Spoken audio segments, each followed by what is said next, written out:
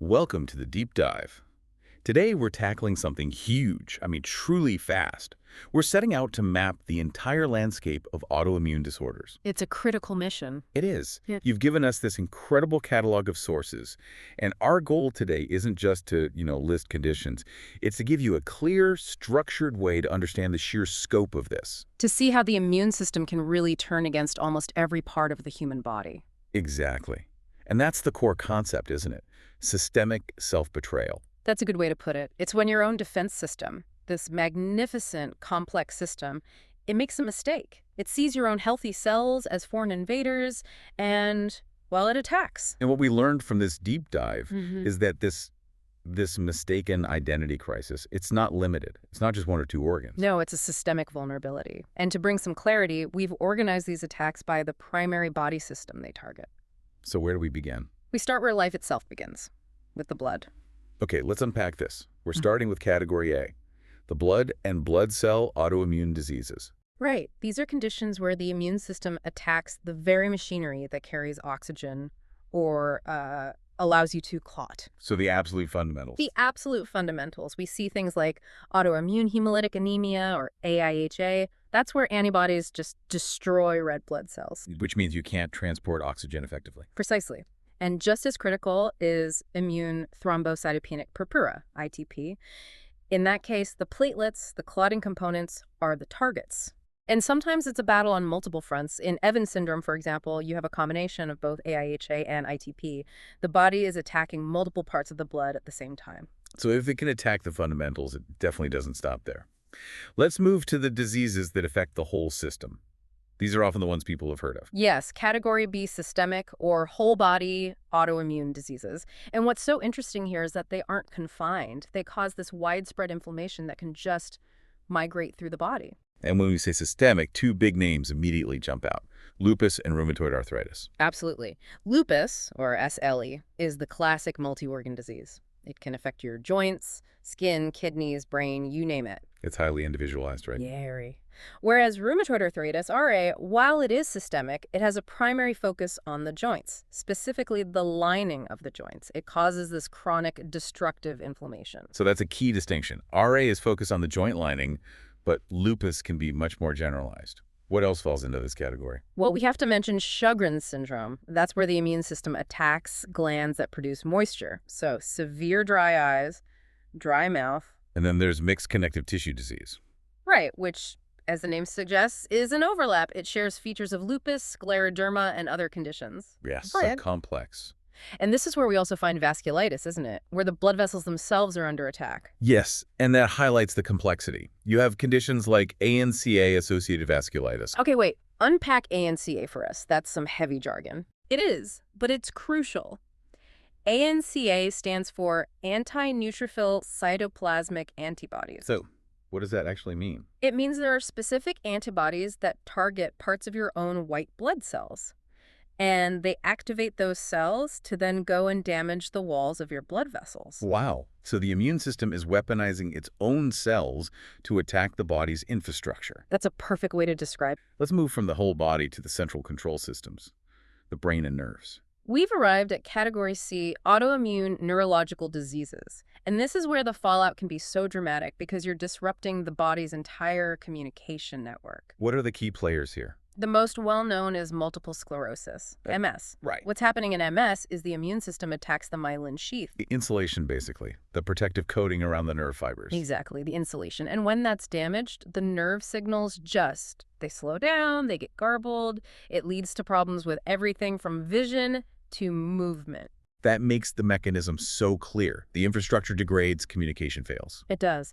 And we also see attacks at the connection point between nerves and muscles, like in myasthenia gravis, which causes severe muscle weakness. And then there are the really acute attacks, right? Like Guillain-Barré syndrome. Yes, GBS. It often comes on very suddenly after an infection, and it can lead to this rapid, sometimes temporary paralysis. It's terrifying. And some of the more newly recognized examples really highlight the neurological havoc. They really do. Think about autoimmune encephalitis, where the immune system directly attacks brain cells.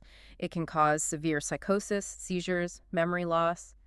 A specific type is anti-NMDA receptor encephalitis. It can dramatically change a person's entire personality. That's incredible. And stiff person syndrome. Also neurological. It involves these intensely painful muscle spasms and rigidity because the immune system is interfering with pathways in the brain and spinal cord that are supposed to inhibit muscle contraction. So moving from the body's electrical network to its chemical command centers, the endocrine system, the hormones. That brings us to category D, autoimmune endocrine diseases. And the scale of impact here is just huge because hormones control everything from metabolism to mood. And I imagine the most recognized one here is type 1 diabetes. It is. And it's a perfect example of highly specific autoimmunity. The immune system targets and destroys one single cell type, the insulin-producing beta cells in the pancreas. That's it. And the result is a total loss of metabolic control. The thyroid seems to be another major hotspot. Oh, it absolutely is. Yeah. And you see two sides of the same coin. On one hand, you have Hashimoto's thyroiditis, where the immune system attacks the thyroid, leading to not enough hormone hypothyroidism. Okay. But on the other hand, you have Graves' disease, where the immune system produces antibodies that actually stimulate the thyroid to overproduce hormones hyperthyroidism. So Graves is an overstimulation attack, and Hashimoto's is a destructive one. That's a key difference. A key difference. And it goes beyond single glands, too. There are autoimmune polyendocrine syndromes where multiple glands are targeted at once. It just shows the immune system doesn't always follow the textbook boundaries. Let's shift focus. Let's go to the body's barriers, both external and internal. Okay, so category E, skin and connective tissue, this really shows the variety. You have something like psoriasis where the immune system just drives this rapid overproduction of skin cells. And then conditions that attack pigment, like vitiligo. Yes, or others that cause hardening. Scleroderma is where the immune system triggers an overproduction of collagen. It leads to this tightening of the skin and, in systemic cases, internal organs too. Moving inside, let's talk about the gut. Category F. This feels like a massive challenge. It is. The gastrointestinal autoimmune diseases. The gut is our largest surface of interaction with the outside world, so it's a constant immune battleground. And the main players here are Crohn's and ulcerative colitis, right? Yeah. Those are the two main inflammatory bowel diseases, yes. Crohn's can affect the entire digestive tract, while ulcerative colitis is usually limited to the large intestine.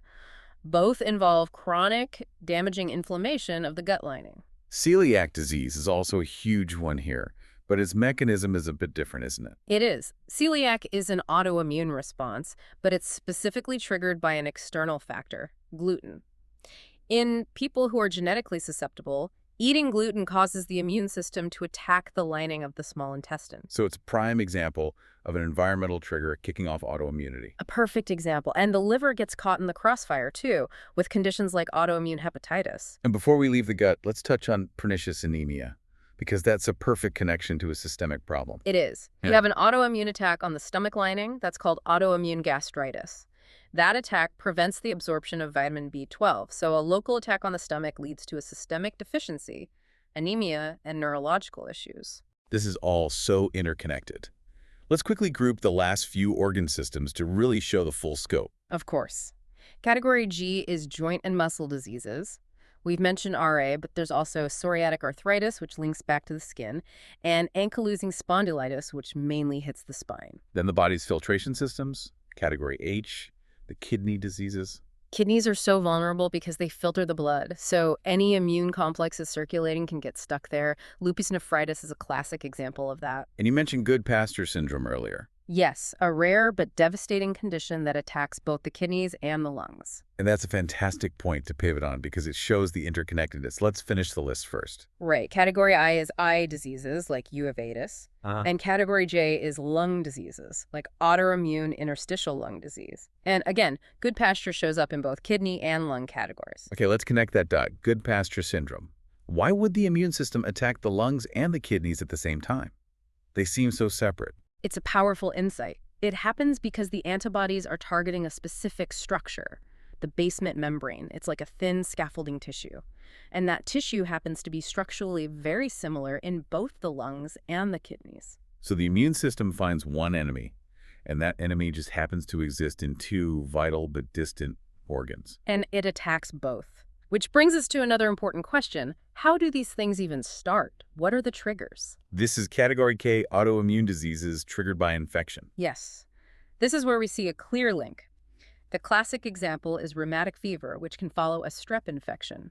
The strep bacteria has proteins that look a lot like human heart tissue. Molecular mimicry. Exactly. The body mounts an attack on the strep bacteria, but then the antibodies mistakenly turn on the heart valves. Which explains why we saw Guillain-Barré syndrome in the neurological section, but it's here again. Precisely. It's often triggered by a common virus or bacteria. And we're seeing this in a modern context, too, with things like post-COVID autoimmune syndromes. It shows it's often a dance between your genetics and your environment. And just to show that science is still mapping this terrain, there's a final category. L, rare autoimmune diseases. And this list is constantly growing. We find conditions like relapsing polychondritis, which destroys cartilage. And even the names are evolving as we learn more. Give us an example of name change. Well, a condition that used to be called Wegener's granulomatosis is now known as granulomatosis with polyangiitis, or GPA. Why the change? It reflects a shift in understanding. We moved away from just naming it after a person to describing the disease process itself. As we identify the specific antibodies and mechanisms, the terminology gets more precise. So after all of this, what does it all mean? For me, the main takeaway from our deep dive is just from a single blood cell to the entire brain. And gaining that structured knowledge is so important. When you see all these disparate symptoms, a rash, joint pain, fatigue, you can start to understand how they might all connect back to a central immune dysregulation. Our goal today was just to provide that clarity for you, the learner, and we thank you for joining us on this. Our final provocative thought for you to explore is this.